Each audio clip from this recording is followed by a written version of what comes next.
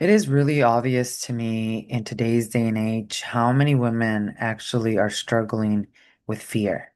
And if you yourself are living in fear or have lived in very long periods of fear due to traumatic experiences happening, or today what we are seeing with the massive amount of change that humanity is going through with so much uncertainty, you already know that willpower does not fix fear. You probably have told yourself, hey, I need to calm down. I need to be more grateful. You probably even made the list, said the affirmations, prayed the prayers, and yet the fear still there waiting for you every morning as you wake up. And it's not because you're weak. It's not because you don't have enough faith. It is because fear does not just live in your thoughts. It's not just an aspect of the mind. In fact, we got to address the root cause of fear because it lives in your body, which means you cannot think your way out of something that your body is storing as memory, as stagnation of energy. And today I'm going to show you exactly where fear lives in a woman's body, what this has to do with generational healing, and why it's not just going to go away just because you become more grateful. And this is such an important conversation to have, especially today, because there is a mental health crisis among women, especially right now, that has not been addressed. No one is naming the real root cause of the large amounts of fear that women live in. And we're also not naming the problem, the systems that are not helping. Women are anxious, women are exhausted, women are living afraid, and they are just being handed down pills and told, figure it out. But the fear that women carry, a lot of it didn't even start with them. A lot of it comes from grandma, great grandma. Not just that, it also comes many times from past lifetimes. So the important thing is not where did it come from? The important thing is where does the fear live now in the body? And how can we move it? How can we allow it to flow again? Because that's where generational healing begins. And it begins because you have to address this because anything you go out and build and create with fear, whether it's a business, a relationship, it's going to collapse. It is going to absolutely feel like the biggest failure of your life. And you're going to continue to brace for that next shoe to drop, even though the danger that you went through happened 20, 50, 60 years ago, or maybe even in a past lifetime. And so today, what we're covering on the Sovereign Sister Movement podcast is I'm going to show you first where fear lives. And in order for you to understand this, I'm going to talk to you about the meridians, which are nadis, energy pathways that run through your entire body so that you understand exactly, specifically through today's discussion, the kidney and the bladder meridians, how fear gets stuck within these pathways. Then we're going to look at fear itself. What is it? And why does it not just answer to, I need to be more grateful?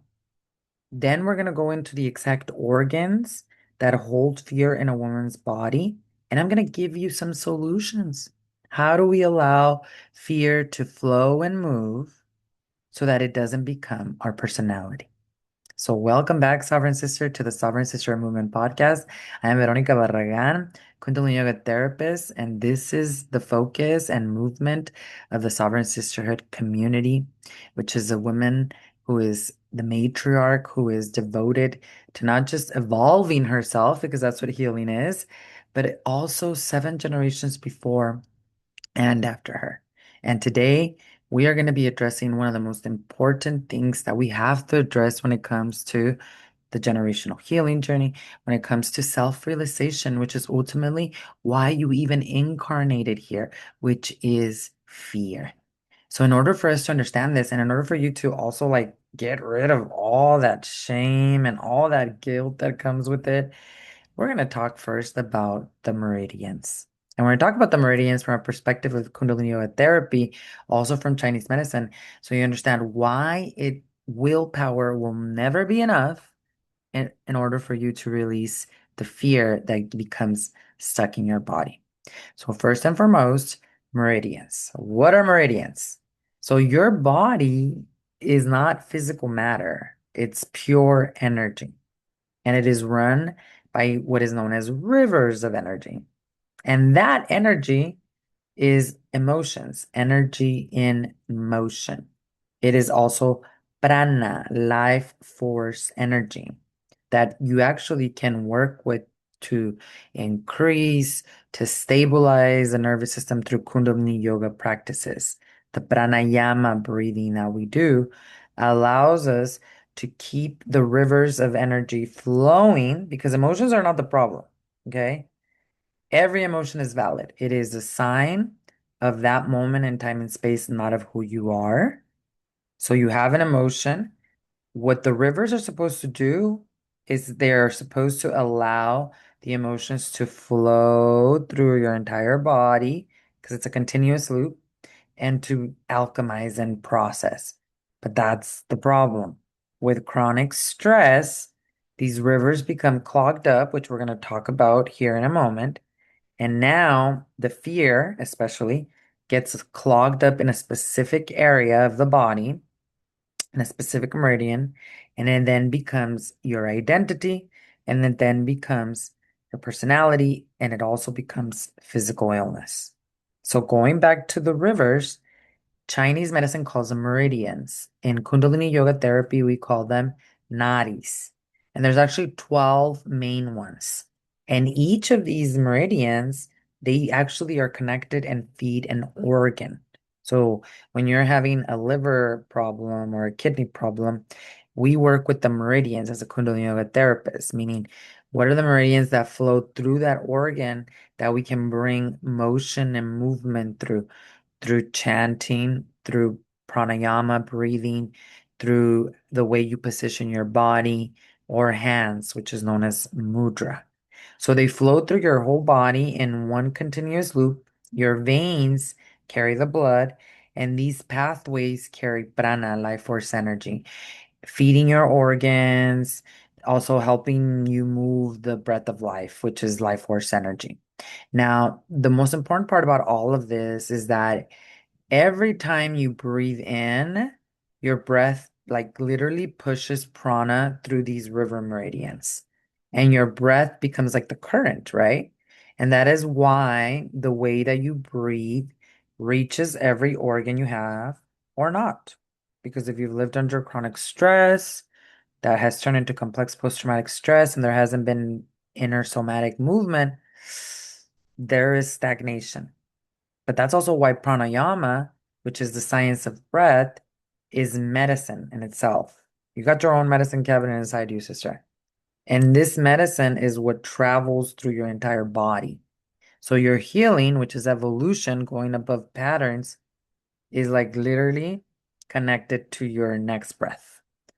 But going back to trauma, whether you've experienced trauma as a child, as an adult, it could be grief of a loss of a loved one. How many of our moms and grandmothers experience that, right? It could be abuse, right? It could be growing up with a mother who was depressed. Well, what happens there is that because your nervous system goes into fight and flight, it's constantly like scanning, your brain is constantly scanning for the next issue or the next challenge. Your psoas muscle, which is right behind the pelvis, is contracting. Your diaphragm literally is not, you're not breathing above that lower navel point. So you are constricted in your pranic breath, which means all these emotions you're having, they're not flowing through these rivers. They're stuck in one of these rivers. And when an emotion gets like stuck, that's where the identity shows up. That's where the personality shows up. That's where physical disease shows up. But you got the medicine cabinet inside of you. Why? Because these same pathways, we call them in yogic tradition nadis. And there are 72,000 nadis. Isn't that amazing? I always As a Kundalini Yoga therapist and going to school at the Guru Ramdas Center for Medicine and Humanology, what it did for my awareness of the human body was just like, wow, we are like miraculous, right?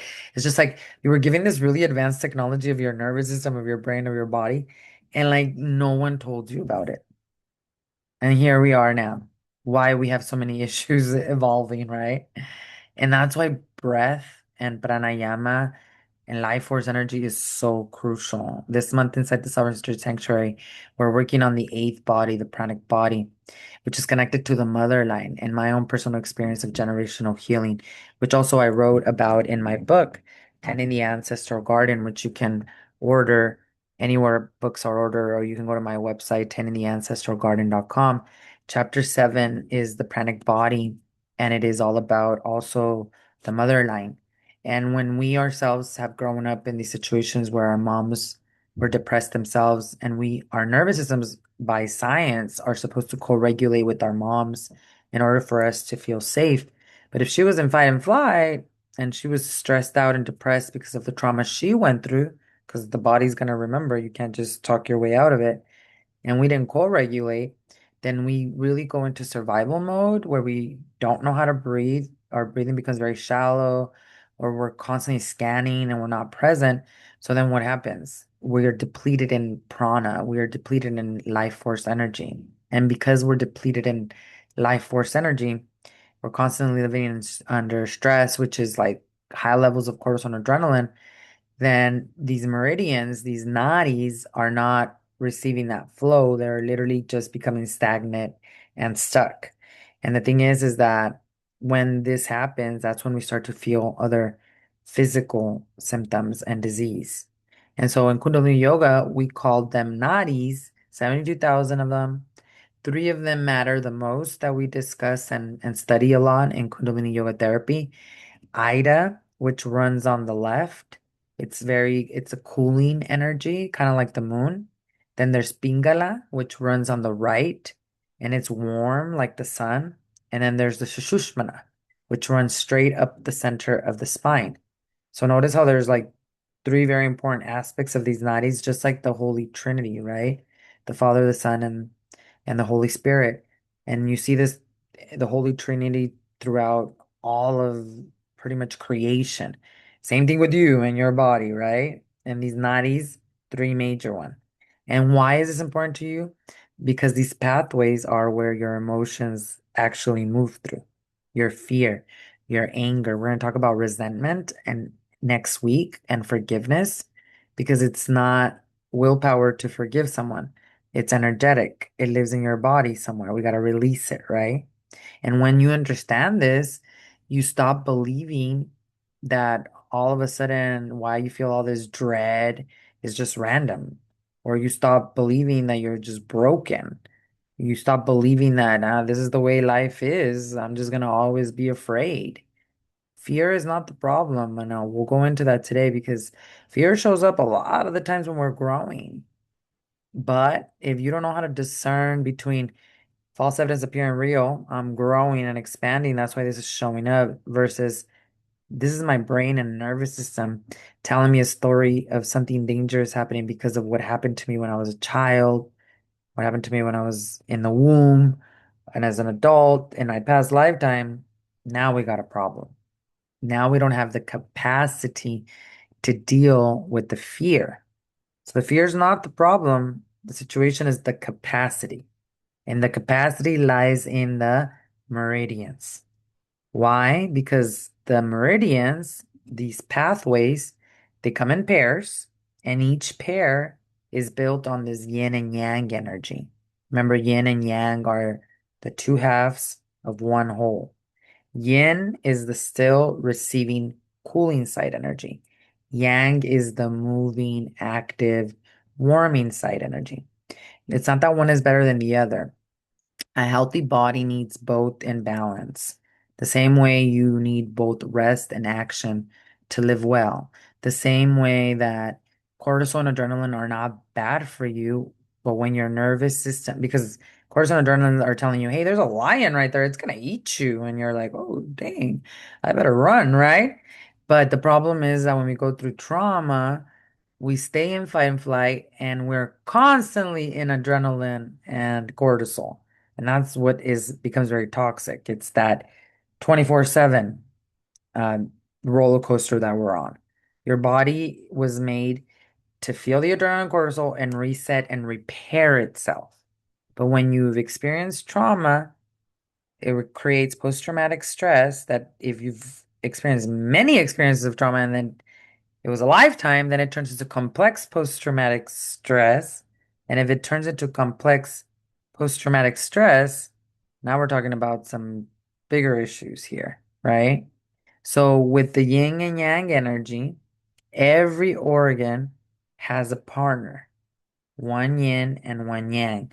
So the stomach pairs with the spleen, for example, the heart with the small intestine, the kidney with the bladder, which we're going to talk about today, the lung with the large intestine, the liver with the gallbladder, which we're going to talk about next week, so we can talk about forgiveness and resentment.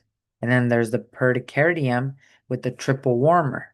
So we got 6 pairs, 12 pathways. I'm going to show you a picture of the one we're working with today. Now, inside each pair, the energy flows in 2 directions and then it just makes this circle.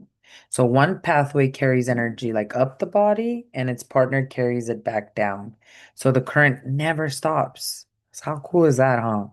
So in the pair we're working with today, the bladder pathway runs down the entire back of the body, and the kidney pathway runs up the front of the legs and torso, down the back, up front, one closed loop. I'm going to show you a picture of it. This is from the book Enlightened Bodies. My teacher, Dr. Japakar Khalsa, wrote this. Amazing teacher, amazing Kundalini Yoga therapist, and also she has studied Chinese medicine as well. So talk about experience with all of it. So for you to understand this, I'm going to show you the pictures of this. This is actually your kidney meridian right here. And this book is called Enlightened Bodies. Incredible, so you can understand just how amazing your bodies actually are. So when we're talking about fear, this is important because this is where it lives. As you can see here, we have this movement of energy that starts like right here, right at the chest, and it goes down all the way down to it makes a loop at the inside of the ankle, and then it goes all the way down. And then we also have the bladder meridian here, and this is connected to the kidney meridian. And I'm going to explain to you how some of these things show up as illness. So it actually goes from the head all the way to the back. And you see these subtle lines, that's where the emotions flow through in this particular meridian point. So showing you the kidney again in this section so you can see it. So what does this mean? Inside this particular meridian point, fear is actually what travels through there. Now, each pair also holds the 5 elements. So in Chinese medicine, those elements are water, wood, fire, earth, and metal. Each element tells you how the pair behaves and which emotion it carries. So water is the kidney and bladder, and its emotion is then fear.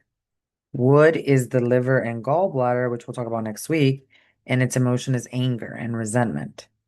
Fire is the heart, and its emotion is joy, or when it is off balance, it's anxiety. Earth is the stomach and the spleen, and its emotion is worry. Metal is the lung and the large intestine, and its emotion is grief. We'll get to that too. So when a heavy emotion moves through you, it's not just like floating up in the air somewhere. It has an organ, it has a pathway, and it has an element. It has like a physical address in your body. And once you know the address, well, then guess what? You know how to heal it, you know how to evolve it.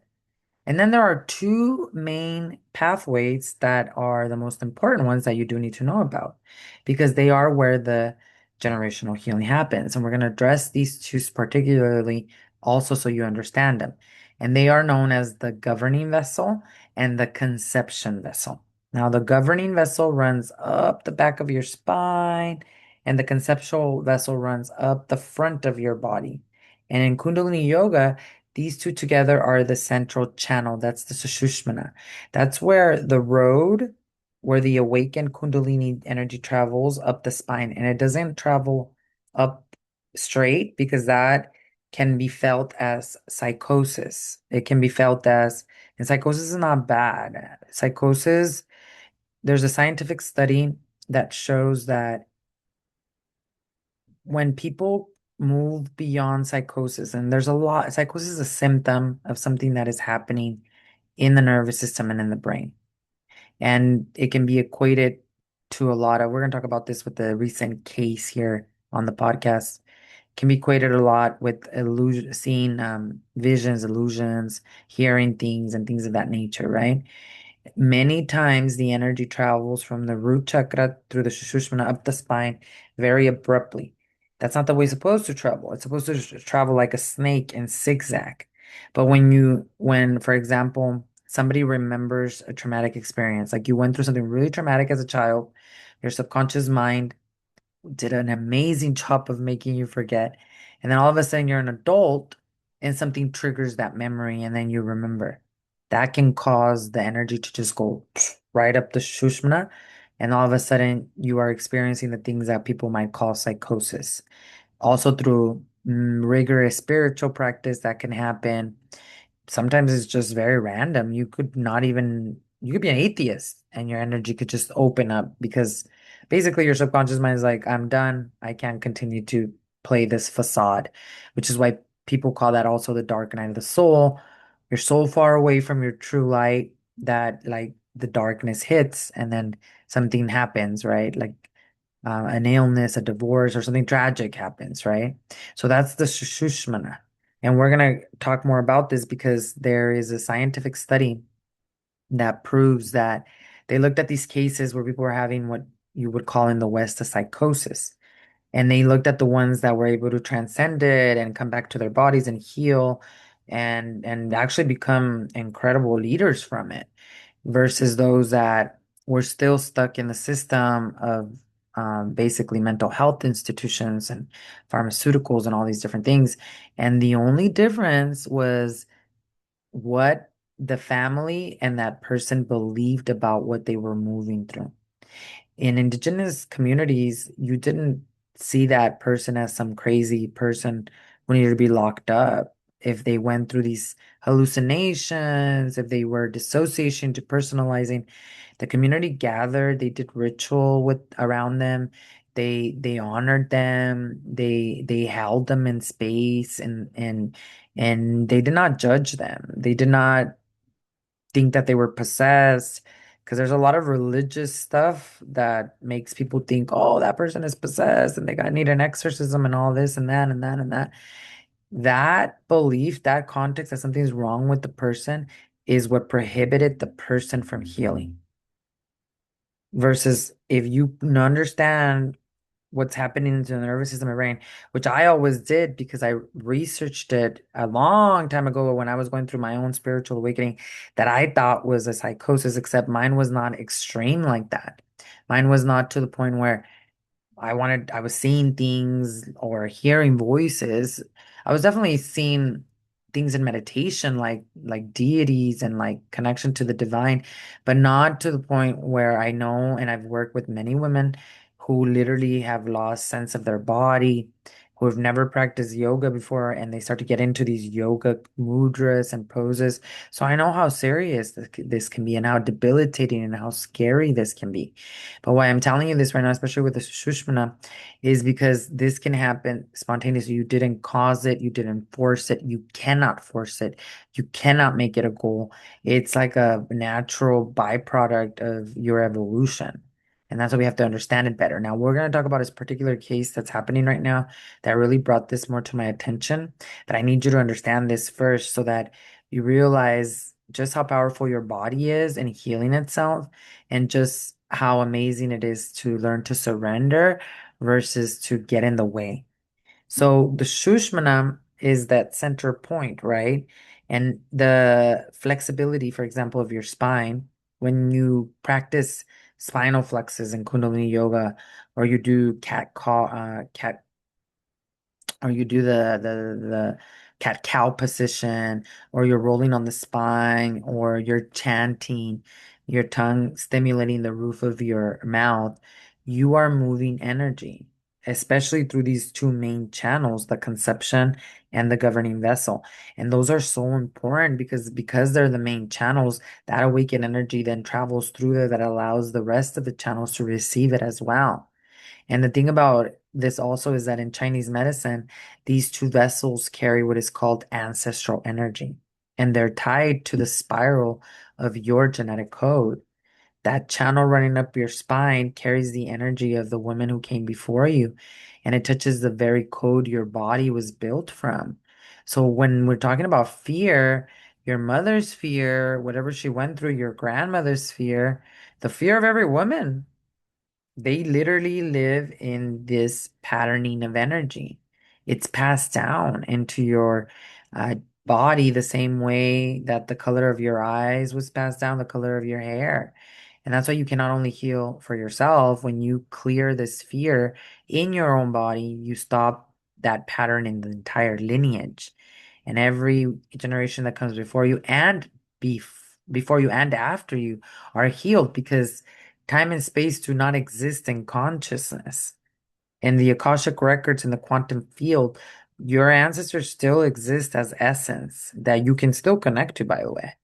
So when you change something in your physical body, in the energy of it, it's going to impact seven generations before and after you. Now, women, now this is why I really wanted to address this week, because I know that this next part might feel heavy. So if you need to like take a pause and take care of yourself and come back, please do that. But I do want to address this right now because there are a lot of things that are happening in the world right now that are addressing the fact that the systems have been so corrupt in how the women heal and even in educating us on how our bodies work.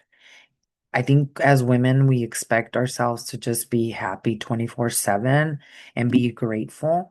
And if you truly even understood your cycle and what you go through in 28 days, I think not only would you have more compassion for yourself, you wouldn't, it's not about you giving yourself an excuse to be moody, angry, or fearful, but by understanding how your body actually works, you would have so much more compassion for yourself that you would know the cycle that you're in, and you would then learn how to respond to it. For myself, it's my daily practice of Kundalini Yoga that helps me move through all the fluctuating cycles that I go through as a woman every single day and every single week. And so before we get into fear and the system that fails it, I want to talk about how your body works so that you can see what a miracle you are, and also so you can stop blaming yourself for all these fluctuating emotions that move through you. So to begin, a woman runs a cycle that averages 28 days, although it can range, right? Anywhere from 21 to 35 days, and it shifts from month to month, and a lot of that has to do with stress. Stress is not bad. It just means you're growing and it's part of life. It's when you don't manage that stress that it turns into high levels of cortisol and adrenaline. And then that leads to not eating the right foods, right? Not getting enough sleep. It's like a freaking domino effect, right? So then that changes also your cycle. That's why your cycle can range from 21 days to 35 days.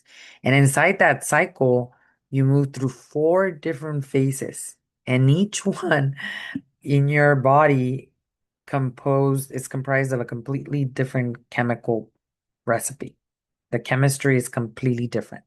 So you're like the same woman, right? On the outside, but four different chemistries. And in this first phase, your estrogen climbs. So you actually feel sharper. You're way more social.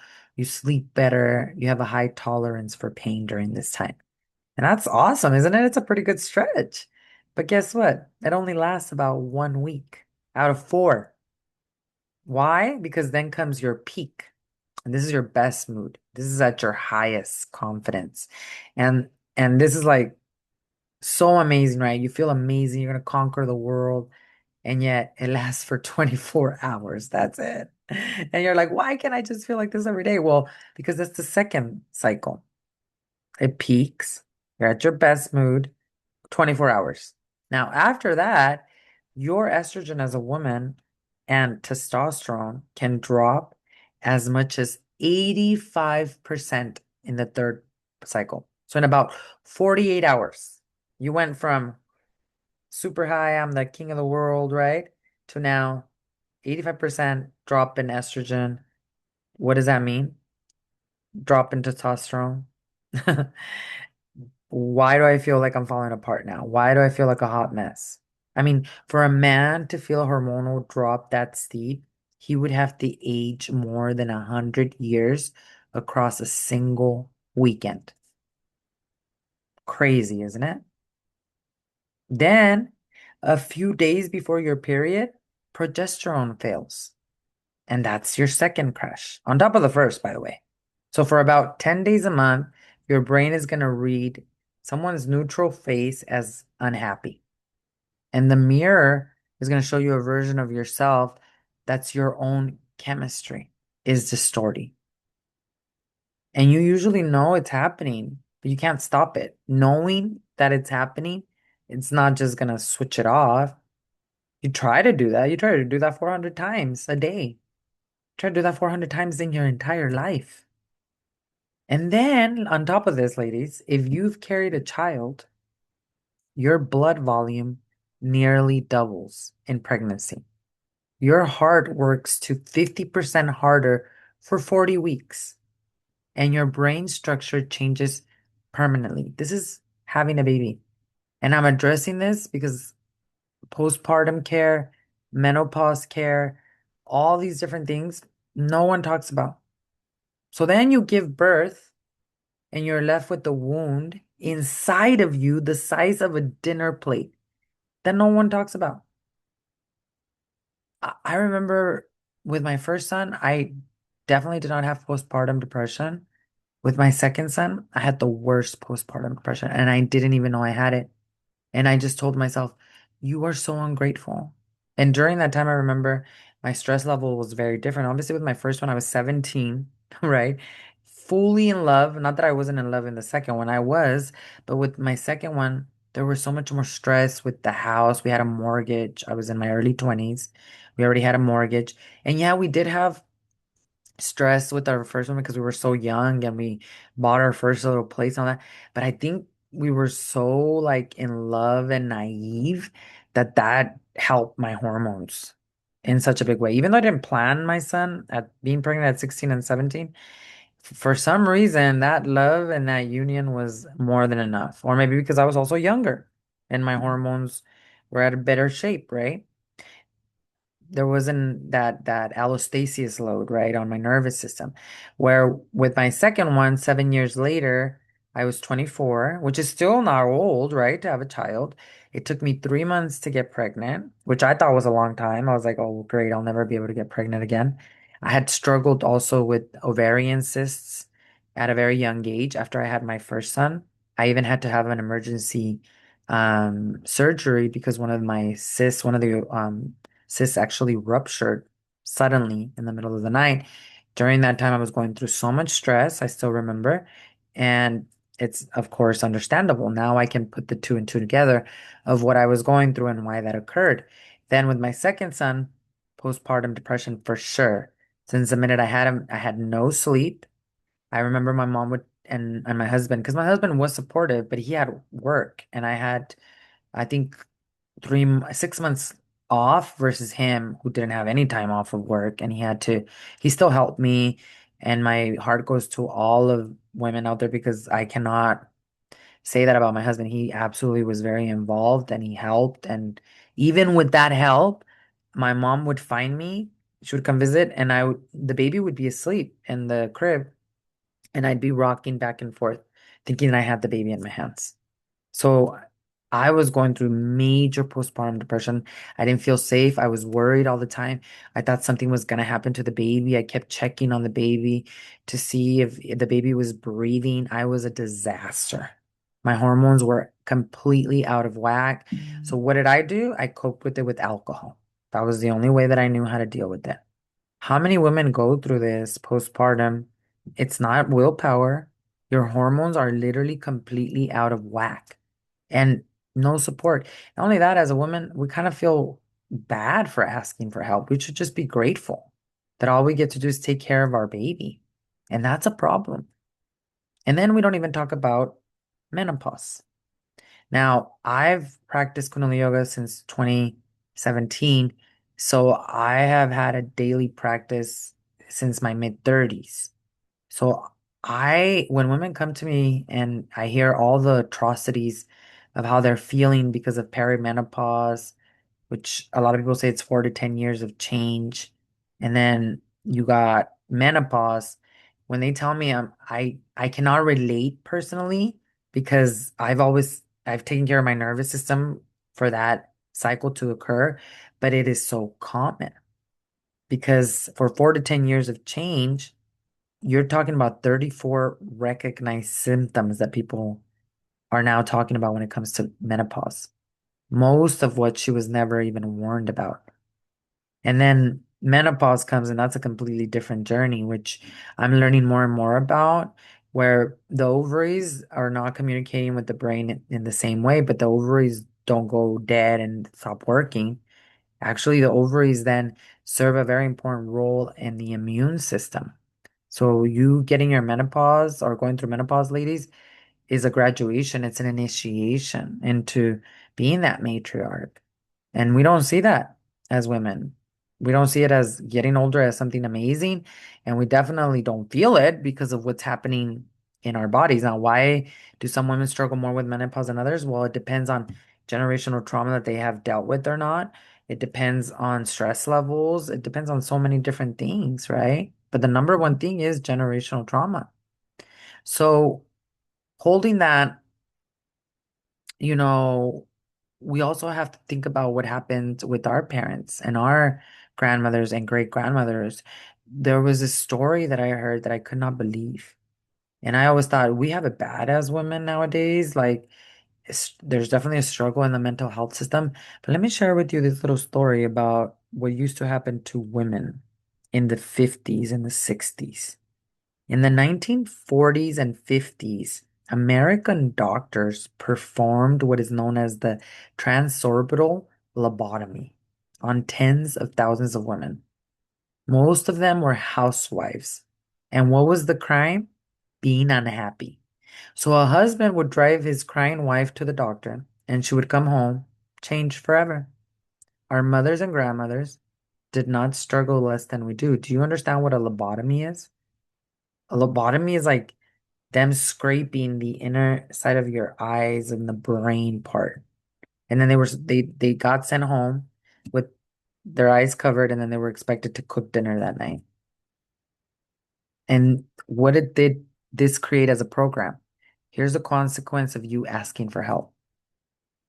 So if you really think about it, Generation X, millennial women, we're among the first generations of women even allowed to advocate for ourselves without the fear of being institutionalized. We still have a long way to go. I mean, look at what is happening today with this case with Lindsay Clancy, who was a labor and delivery nurse in Massachusetts, a mother of three. In the months after her third baby, she literally in her notes, in her journal, was drowning in depression. She could not sleep. She was trying so hard to sleep train her son, and it felt like it was killing her. And she wrote in her notes, I now have terrible insomnia, anxiety. It's causing depression. I have no appetite. I don't know what's wrong with me. I want help. I want to be well. She wrote about crazy brain fog, about not being able to make a plan and carry it out, about living moment to moment. She wrote things like, I can't tell if I'm withdrawing from Ativan and Benadryl or this is my new baseline. That was her journal. She even wrote affirmations to herself. I am calm. The weight is lifted from my mind. I will sleep tonight. She was a woman that was handed down medication after medication after medication, crying out on paper, crying out to doctors for real help. And that help did not reach her at her root. because in January of 2023, in a mental health crisis, she took the lives of her three children. And nothing excuses the lives of those babies. And there's a lot of speculation, and everything I'm saying here is for entertainment purposes only, of course, allegedly. There's a lot of speculation on not only that the healthcare system um, fail her, because she tried, her husband. Some people even believe that he might have either done it or that he himself definitely perpetrated this to be able to fill her up with so much pharmaceuticals and to perhaps put her on the edge in this level of living.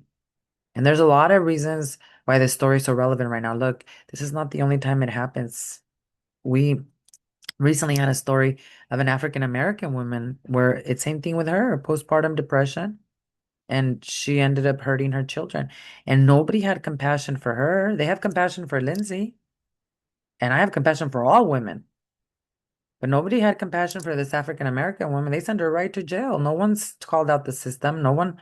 So even though Lindsay is a white American woman who did have resources and money, what this is showing us is the system.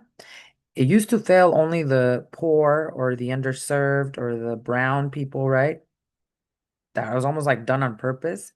Now the system is failing everybody. And I'm glad that Lindsay actually comes with support, monetary, family, because her family was able to pay for a really good lawyer. And this lawyer is bringing it all out to the light. So in a way, yes, it's very unsettling that we don't address all the other women that also went through the same thing and that we don't address the systems that created this, that we had to have a white American woman do that. But by the same token, I'm very grateful for her. I'm very grateful that they did have the resources of the family so that the lawyer can actually put all of this out into the world. Because what we're talking about here is the fact that we have a system that says just trust your doctor. Your doctor doesn't even ask for the root cause of why you're feeling the way you're feeling. And then all of a sudden, you got all these pharmaceuticals. And that's absolutely detrimental. Do you know, my son was explaining to me that pharmaceutical comes from the Greek word pharmakia, which is an ancient Greek word that means the use of drugs, potions, herbs, or poisons. And in the New Testament of the Bible, pharmakia is translated as sorcery or witchcraft. You wonder, all these pharmaceuticals, then women start to hear voices. What the hell is going on? Because when you look at pharmaceuticals, like literally made from oil, somatic and holistic healing methods removed from universities and hospitals because it didn't make people money. Hmm. Something to question and think about, right? But I get it, you know? You trust the doctor. You put all your trust in what they're telling you. Maybe we should start questioning all this. All of Lindsay's journals are the record of a woman who was begging to be well and was failed. And I'm telling you all of this so that you understand that you cannot talk your way out of fear and you cannot medicate the root of it away. Fear held in your body, made heavier by generational trauma, sitting inside a woman whose own chemistry shifts every week inside a healthcare system that hands her a pill instead of the truth, is how a woman ends up drowning while everyone tells her she is fine. We're not going to do it that way anymore. We have to get to the root in the body where the fear actually lives. So let's go back to the kidney and the bladder. So the kidney and the bladder are the organs that hold fear in your body. The bladder pathway is the longest one you actually have. Remember, it starts at the inner corner of the eye, climbs over the top of the head, runs down the entire back. So I'll show you a picture of what that looks like. Here's one of the pictures. So you can see from the back of the head all the way, that's the bladder. And then this is the kidney right here. So those are the points. The bladder pathway is the longest one you have actually. And this pathway all the way to a little toe, and it runs the full length of the spine. It touches every other organ you have. Now, the kidney pathway is its partner. It begins at the sole of the foot, climbs the inside of the leg, runs up the torso to the collarbone, and in Chinese medicine, the kidneys are called the root of your life, your energy, and your longevity. All here, and even at the bottom of your foot here. Pretty cool, huh? Now, this is very important because each pathway even has an hour when it runs the strongest, and knowing also your strongest hours tells you when your body is also most likely to hand you an emotion. So there's a full clock of it. For example, the stomach runs strongest from 7 to 9 in the morning, the spleen from 9 to 11, the heart from 11 to 1 in the afternoon, the small intestine from 1 to 3. All of it, it comes in pairs. So the bladder runs strongest from 3 to 5 in the afternoon, and then the kidney from 5 to 7 in the evening. So after the pericardium runs from 7 to 9 at night, the triple warmer from 9 to 11, the gallbladder from 11 to 1, the liver from 1 to 3 in the morning, the lung from 3 to 5, and the large intestine from 5 to 7. So one pathway hands off to the next all day and all night. Isn't that amazing? And looking at the pair on that clock, 3 to 7 in the late afternoon and early evening, that is the exact window when so many women crash, when the dread rises for no reason, right? And then the whole day lands on the body at once. Now you know why. That is when the pathways that carry fear are running at their strongest. So if fear is being held in your body, that is the hour it speaks the loudest. Now let me show you exactly how it's happening in your body. Deep in your brain, and this is what healers said thousands of years ago. Deep in your brain, there's an alarm that fires faster than thought. And that is why you're braced before you have decided anything. So when that alarm fires, it sets off your entire stress system. And this is called the HPA axis. And it floods your body with these stress hormones. And what scientists found is that this system actually gets its settings early, sometimes before you were even born. So when you grow up in an unsafe environment where your parents are constantly fighting, there's abandonment, there's abuse, the system stays switched on, right? The body stays in stress response longer, even after the danger is gone. And here's the part that will give you chills. Our healers, our ancient ancestors, they put fear in the kidneys.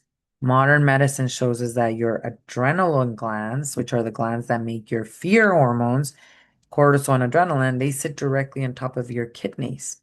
So the place Chinese medicine and Kundalini Yoga therapy calls the seat of fear is the exact place your body manufactures the chemistry of fear. And this is why a woman living in constant fear aches in her lower back, right over her kidneys and adrenals. Her body has been making the fear hormone around the clock and it's worn out. So she's exhausted and she's wired at the same time. She cannot even rest when the house is finally quiet and her body is just bracing before her mind can decide anything is wrong. She gets called anxious, sensitive, too much. But the truth is way simpler than this. She's a woman whose fear system never got the signal that the danger had passed. And there's one more piece to this, and it's at the heart of why this work is generational.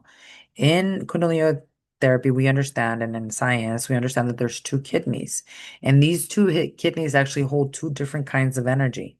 The left kidney holds the energy your ancestors passed down. That's a deep reserve of life that came into your body from the whole lineage before you. So think of it as a savings account into your body, and it keeps going and going and going. So then you have your right kidney, and that runs your day, your digestion, and the fire that keeps you going. So think of that as your like kind of like your checking account, right? So when you live in fear for years, you burn through the checking account and you start draining the savings. So in plain terms, chronic stress exhausts the adrenals until the body starts spending its deepest reserves just to get through the day. And that's why long-term fear ages a woman from the inside. She's spending the inheritance of generations to survive a danger that already passed. So getting the fear moving is how you stop that drain and let the reserve build back. So what do I recommend? Mantra. As a Kundalini Yoga therapist, I understand that mantra stimulates the upper 84 meridian points of the mouth which impact the brain, which are going to impact the nervous system. But there are particular mantras that we have in the Kundalini Yoga practice that actually work specifically for fear. One of those mantras is called the Chatrikrit Chakrik Varti mantra. And this mantra is the final four lines of the Japji Sahib. And the Japji Sahib is basically the morning prayer written by the 10th Sikh Guru, Guru Gobind Singh. So he went into the water 3 days, very similar story to Jesus Christ, right? And Krishna comes out of the water and recites the Japji. And in Kundalini Yoga, we use the Japji mantras as a form of frequency to reorganize the field, to reorganize brain patterns, to reorganize the nervous system. And in Kundalini Yoga, it is used to cut through fear, this particular mantra, Chakrita Chakrita Varti.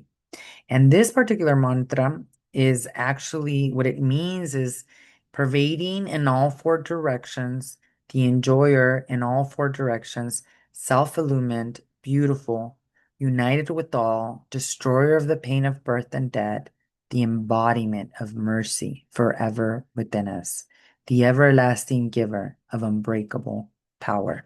Chakrita Chakrita Varti, Chatrata Chakrita Bhugati, Siyambe Subang sarabde sarab chukate tukalem pransi.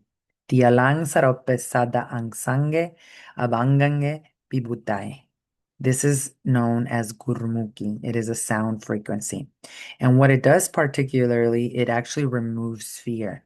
It builds this royal steady courage and it stimulates the higher centers of your brain so that your heart can become more energized. And here is why the science of chanting reaches fear when words cannot. When you chant, your breath changes. It slows down. It becomes more rhythmic, which pulls your body out of that stress response.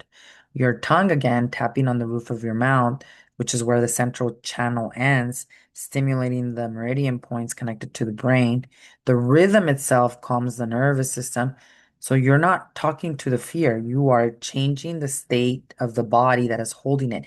You're creating prana, which is life force energy, to move, particularly through the kidney and bladder meridians. Now, with this one, you can actually just listen to it as well. Many of us, of course, don't know them by memory, the mantras. So I promise you that if you keep listening to it for 3 to 11 minutes for 7 days, you're going to start memorizing it. Not just that, but listening to it, you are feeding your mitochondria, you're feeding the cells. It's kind of like you're on a hamster wheel with the mind and you're throwing a drench into it so that it doesn't continue to just go on a spiral. That's what mantra is. And that's why fear, yes, the mind is perceiving something, which is creating the thoughts, feelings, and emotions. But the why the mind is perceiving, which needs training through Kundalini Yoga meditation, through this mantra, is because the fear is stuck in the kidney and bladder meridian. If we deal with the fear that's stuck in the kidney and bladder meridian and we allow it to flow again, your mind is not going to perceive the world in the same way either. And this is very, very important.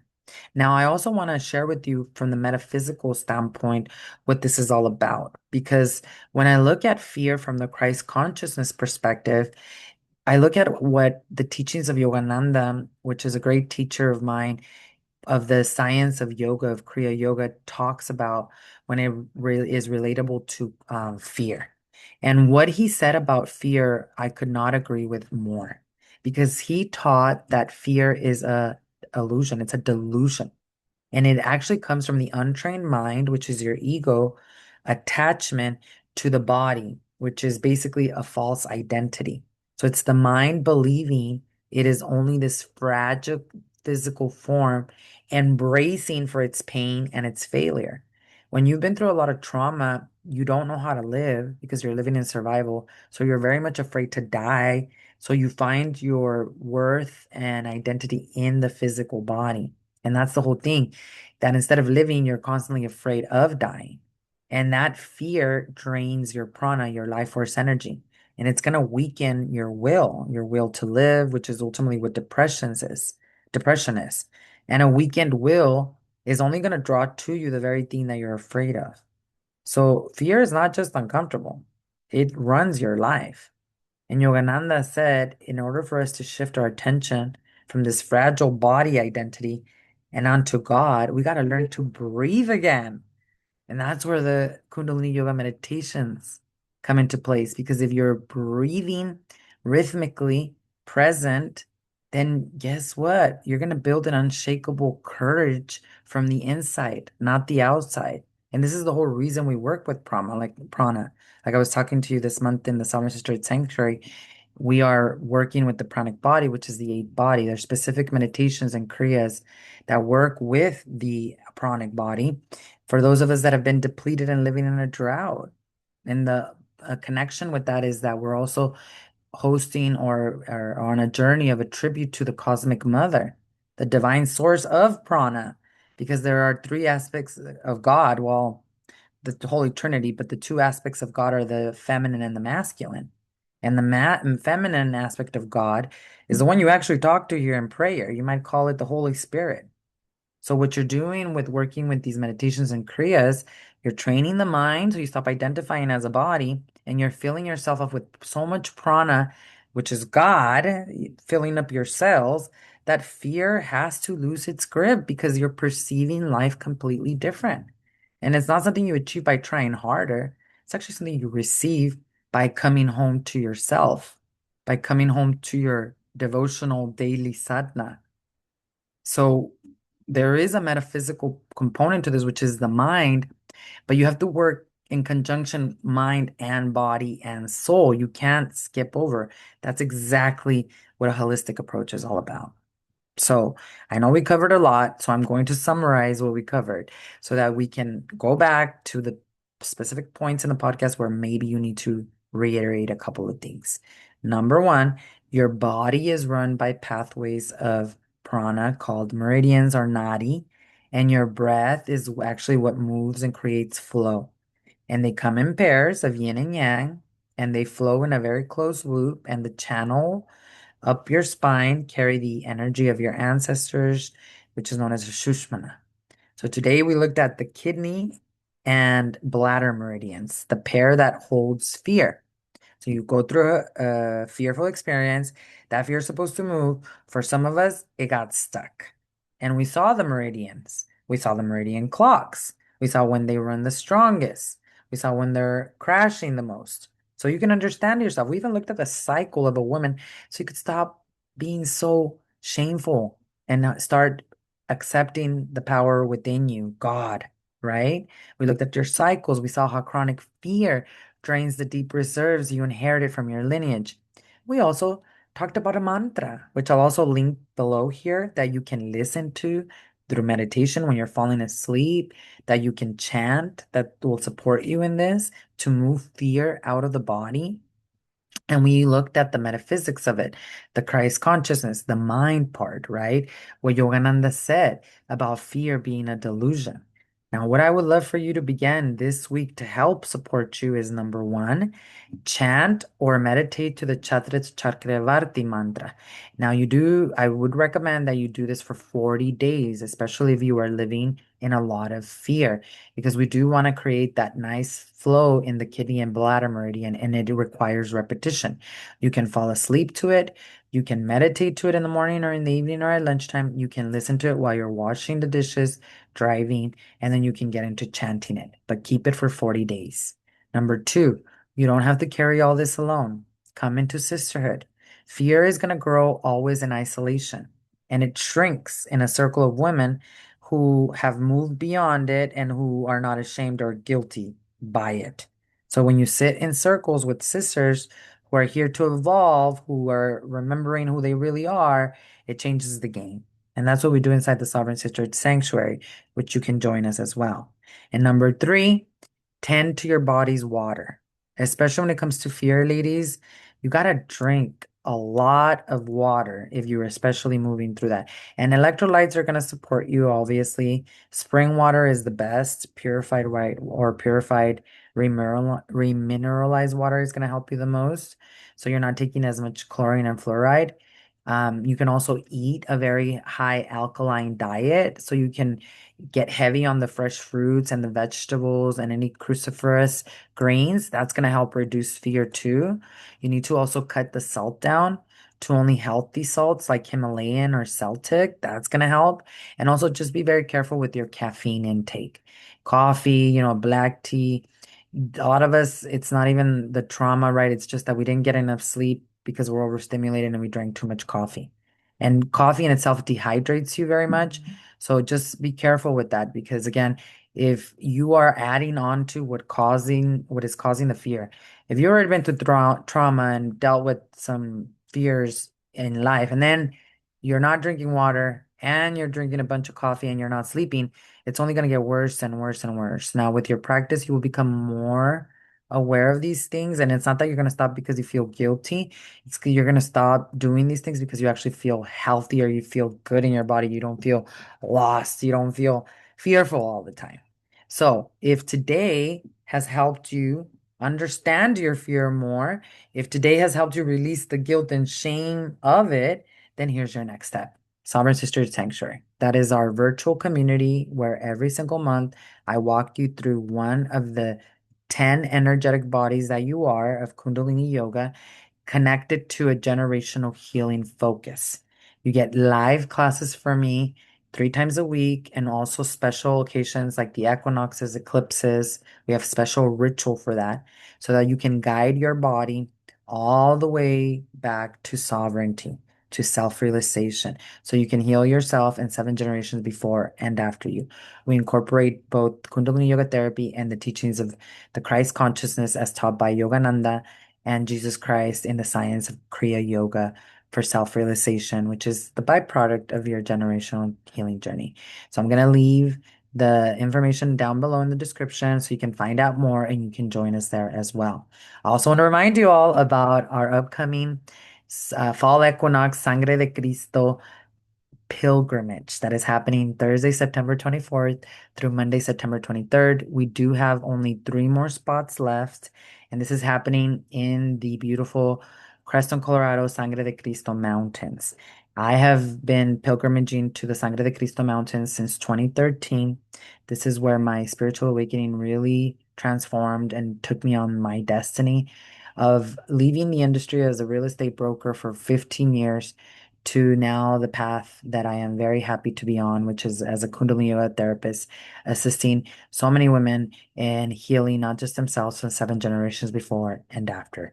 Now, for this pilgrimage is for the woman who has already done some of the healing work, probably named the pattern already, maybe have practiced some somatic healing, maybe you even stop repeating the pattern. But now you're in this byproduct of that, which is there are gifts that are awakening in you, intuition, the dreams, all your prayers started coming together. You need clarity and leaving, like I did, perhaps a 15-year real estate broker position. And now you're ready to become the container of those ancestral gifts, which is God moving through you. The container is your body. So that's what we're going to be doing in Creston, Colorado, in the Sangre de Cristo Mountains, becoming the vessel, becoming the container for God. Through Kundalini Yoga therapy practices, Christ consciousness, deep discussions. We're going to go on pilgrimages to the thermal waters, to the stupa, to the labyrinths, to all the places, including where Durga, the cosmic mother, has appeared before in this very sacred land. So if this is calling to you, we do have 3 more spots left. It is the most smallest, most beautiful town at the foot of the mountains that no one knows about, only if you are called. And if this is your calling, then this is for you. 3 more spots left. Like I said, I will put the information down below. It is a very highly charged grid point with the largest aquifer in the country, 11 chambers, 30,000 feet deep with crystal at the bottom. And because of this, I just want you to know to expect miracles. 4 days, recognizing the power of God within you, building the container through Kundalini Yoga therapy and a sisterhood of women that are on this path as well. The link is going to be below, and I can't wait to see you there. So next week, Before we close out, I want to remind you that the podcast episode is going to be focused on the second pair of meridians, which we're going to talk about resentment, forgiveness, which is all about your liver meridian. So excited to continue this series of the meridians to help you release these emotions, allow them to flow, and so that you can heal 7 generations before and after you. And thank you so much for subscribing. Thank you for so much for hitting that like button. Thank you for dropping a comment below. If this resonated, drop a heart below in the comments. Let me know what questions have come up. And I'm so, so excited to continue this journey with each and every one of you. I'll see you next week. Sat Nam, and remember that you are the rose.